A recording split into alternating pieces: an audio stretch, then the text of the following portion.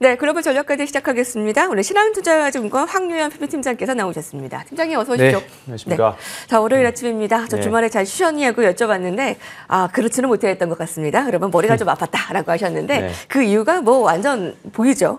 그간 엔비디아는 갓비디아라고 불릴 정도로 AI 반도체 칩의 선두에 섰습니다. 주말 사이에 10%나 급락을 했죠. 별다른 영향이 없었으면 좋겠는데 뭐 작은 악재에도 좀 과도하게 반응을 합니다.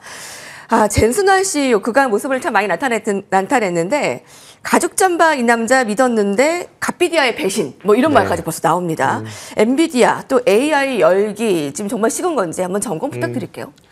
뭐 지난 주말에 다들 걱정 많으셨을 거라고 봅니다. 예, 저도 마찬가지로 월요일 날 어떻게 대응을 해야 되나 어떤 말씀들을 드려야 되나 고민을 많이 했는데 사실 우리가 주식을 투자를 하다 보면 이런 정도의 하락은 사실 많이들 겪습니다. 근데 더군다나 이제 올해 투자할 곳이 사실 전 세계적으로 좀 약간 불안 심리도 많이 있는 상태에서 없어서 우리가 그나마 가장 믿고 있었던 부분이 이런 HBM 그리고 반도체와 관련된 이야기들이었는데 관련된 섹터였는데 조금 지난 주말에 이제 금요일 날 좀 큰 하락들이 나오면서 아마 주말 걱정이 많이 되셨을 거라고 봅니다. 그리고 최근 3주 정도 계속 금요일 날 별로 좋지 않았었어요. 전쟁도 있었고 계속 주말간에 걱정들이 사실 많은 일들이 있는 상태에서 월요일 아침을 항상 맞았었거든요.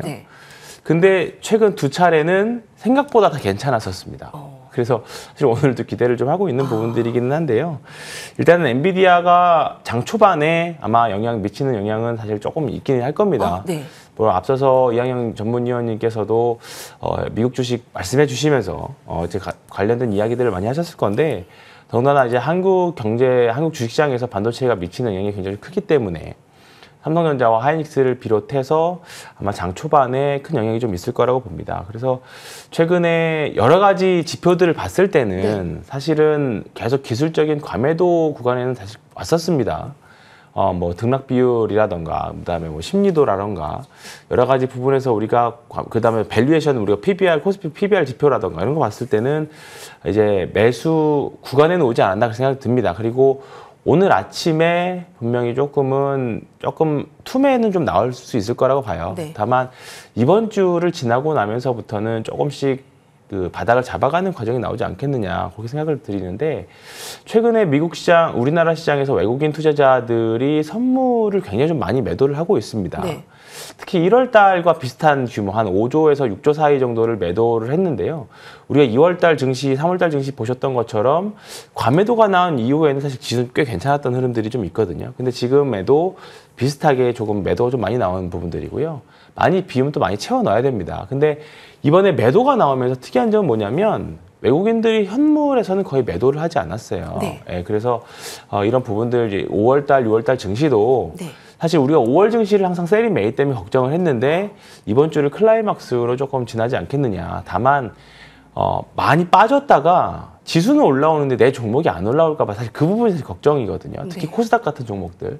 그래서 이번 주에 한번 내가 가지고 있는 종목들을 잘 점검을 해보시고 그 부분이 이번 주에 특별히 그 시장 이슈로 빠진 건지 종목 이슈로 빠진 건지 그 부분들 잘 고민을 해야 될 것 같습니다.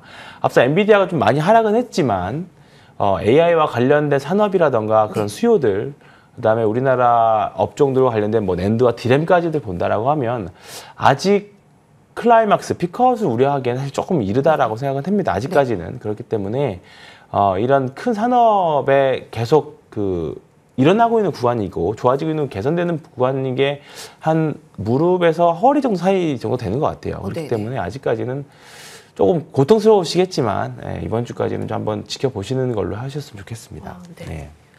AI 열기는 뭐 큰 산업을 했을 때 뭐 클라이막스를 지난 거냐 그건 아니다. 그러니까 무릎에서 허리 정도로 있는 AI라고 보시면 이 고통스러운 구간을 조금 지나갈 수 있으실 것 같고요. 자, 문제는 여러분들 그동안 좀 국내 반도체주들 살아나는가 싶더니 지금 이 부분에 궁금증이 가장 크시겠죠. 대만 TSMC와 네덜란드 ASML의 올해 첫 성적표를 보고 좀 업계가 좀 긴장하고 있는 것 같아요. 그리고 이제 SK하이닉스가 이번 주에 실적 발표를 내놓을 예정인데 국내 반도체 툭톱에 대한 전략과 또 소부장주들까지 좀 살펴주신다면요. 삼성전자를 일단 보시면 4월 달에 외국인들 순매수 보면요. 뭐 사실 걱정할 내용은 전혀 아니기는 합니다.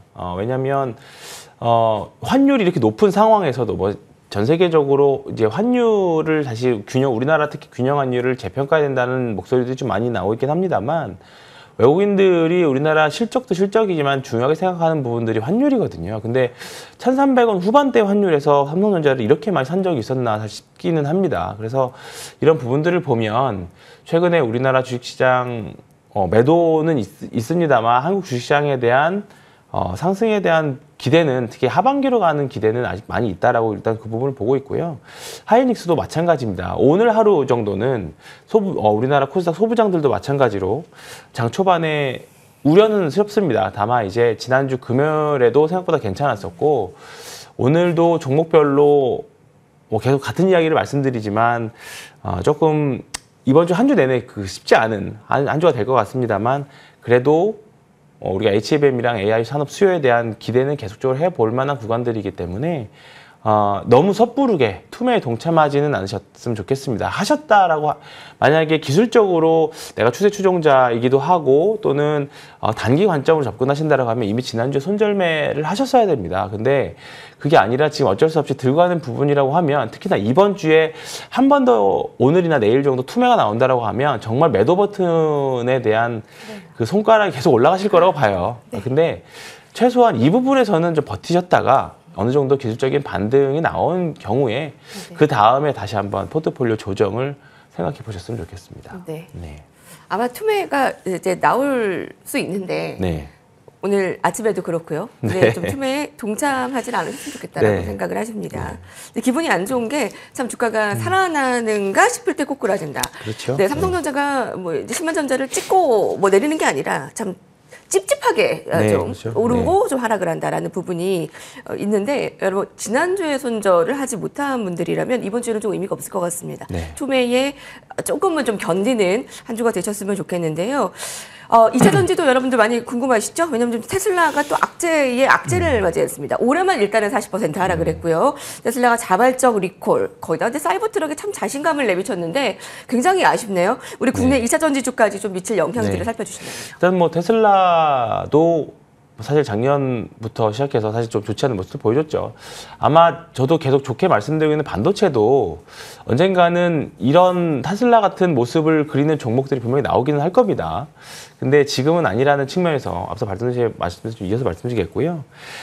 지금 4월 달에 1월부터 20일까지의 수출 지표가 나왔는데 여전히 양극재, 우리나라 이제 프리미엄 배터리를 만들고 있는 양극재, NCM 양극재가 아직까지는 썩 좋지 않은 모습들이긴 합니다. 그리고 여러 가지 다른 뭐 응급제도 마찬가지고 여러 가지 측면에서 계속 안 좋은 지표들이 나오고 있어요. 다만 이제 작년 대비 이제 올해 얼마나 좋아지느냐, 주식시장이라는 게 작년 대비 올해 성장률이 얼마큼 나오느냐를 사실 더 민감하게 받아들이는데, 여전히 작년 대비해서는 작년에 워낙에 좀 좋았던 부분들도 좀 있기 때문에 올해는 일단은 계속 안 좋은 구간들이 진입을 하고 있습니다. 근데 이제 6월부터 또 신차가 나오기 시작하고 리튬 가격도 굉장히 많이 떨어진 상태이기 때문에 이런 부분이 조금 이제 이런 효과들이 올 여름 하반기 정도 가면 갈수록 나올 수 있을 거라고 봅니다. 그래서 지금 구간부터는 이제 종목별로 잘 살펴보기는 해야 될 겁니다. 근데 다만 급하실 이유는 전혀 없다라고 생각을 하고 있고요. 올해 일단 주도주에서는 아쉽게도 좀 탈락하는 모습을 좀 보여주고 있습니다. 워낙에 2차 전지가 너무 안 좋다기보다는 상대적으로 안 좋은 부분들도 좀 있고, 또 수급적으로 우리나라 시장으로 봤을 때 이미 다른 쪽에서 더 좋아지는 부분들에 있어서 수급이 그쪽에서 많이 투자가 되고 있기 때문에 그런 쪽이 많이 아쉽다. 그리고 좀 보고 말씀드릴 수 있을 것 같고요. 다만 이제 다음에 2차 전지 섹터들이 올라온다라고 하면, 그리고 테슬라도 정상화돼서 일정 부분 많이 내려가면 또 올라올 텐데, 그러면 분명히 좀 작년에 주도주였던 2차 전지 섹터들보다 또 다른 뭔가 이슈를 가지고 있는 2차 전지 섹터들 쪽에서, 그러니까 2차 전지 섹터 안에서 좀 다 결들이 다 다르잖아요. 그쪽에서 좀 올라오지 않을까 생각을 좀 하고 있습니다. 다만 가장 실적이 개선되는 걸로 보여지고 있는 삼성 SDI나 포스코 퓨처엠 정도가 대형주 단에서는 가장 해볼 만하다고 생각을 하는데, 아직까지는 급할 이유는 없지 않나. 천천히 조금 포트폴리오 차원 관점에서는 가져가실 거는 필요합니다. 왜냐하면 다른 섹터가 순환매에서 돌아가면서 이제 매매 뭐 상승과 하락을 반복할 건데 그런 관점에서 보면 분명히 반도체가 하락하는 날 2차 전지도 올라오고 그런 날이 있는 것처럼 포기할 수가 없는 섹터이기는 합니다. 다만 비중을 너무 많이 실어서 가는 그런 섹터는 아니지 않나. 올해 일단 상반기까지는 그렇게 생각을 하고 있습니다. 급할 건 없고 네. 상대적으로 좀 약화네요. 그렇습니다. 이 부분 네. 너무 궁금합니다. 이제 국제유가의 상승과 지금 원자재 뭐 안 오르는 게 없잖아요. 리튬, 금, 은, 구리, 고공행진에 산업계에서 추이를 매우 유심하게 보고 있습니다. 이와 관련된 종목들 지금이라도 사는 게 맞을까요? 이 부분 사실 간밤에 예를 들어서 우리가 뭐 전쟁과 관련된 주식을 사서 뭐 유가 관련된 작은 주식 사실 요즘에 최근에 SOL 같은 경우에도 유가에 대해서 그렇게 엄청 민감하게 반응하지 않거든요. 다만 이제 조금 테마주로 형성되어 있는 코스닥에 있는 중소형주 주식들이 유가 관련 주식들, 그다음에 뭐 해운과 관련 주식들이 굉장히 민감하게 관련된 좀 변동을 움직이고는 있습니다. 다만 오늘 밤에 갑자기 중동에서 화해 모드가 갑자기 형성이 된다라고 하면 내일 갑자기 우리가 또 개파락을 맞아버릴 수도 있거든요. 그렇기 때문에 지금은 철저하게 들어가는 관점이 지금이라도 사야 되느냐라고 물어보신다라고 하면 저는 사실 배팅의 영역이라고 볼 수 있을 것 같아요. 이거를 뭐 국제 정세 분쟁을 전문가들이 예상을 해서 한다라고 해도 갑자기 화해 모드가 될 수 있는 거고 사실 지난주 금요일 날 여러 가지 이슈로 인해서 우리나라 주식시장도 변동성이 엄청 컸잖아요. 그랬던 것처럼 사실 지금은 투자를 하셔도 전 된다고 생각은 합니다. 일단은. 다만 하실 때는 굉장히 조금 손절매 라인이라든가 리스크 관리를 굉장히 타이트하게 가져가시면서 매매를 하셔야 되지 않겠느냐. 다만 지금 시나리오 자체를 조금 짜면서 우리가 유가가 더 크게 확산된다고 생각하신다라고 하면 하셔도 되는데 지금 구간에서는 조금 리스크 관리 하시는 분이 낫지 않나 생각하고 있습니다. 네, 살얼음판 증시 여기까지 듣겠습니다. 황유한 팀장님과 함께했습니다. 감사합니다. 네, 고맙습니다.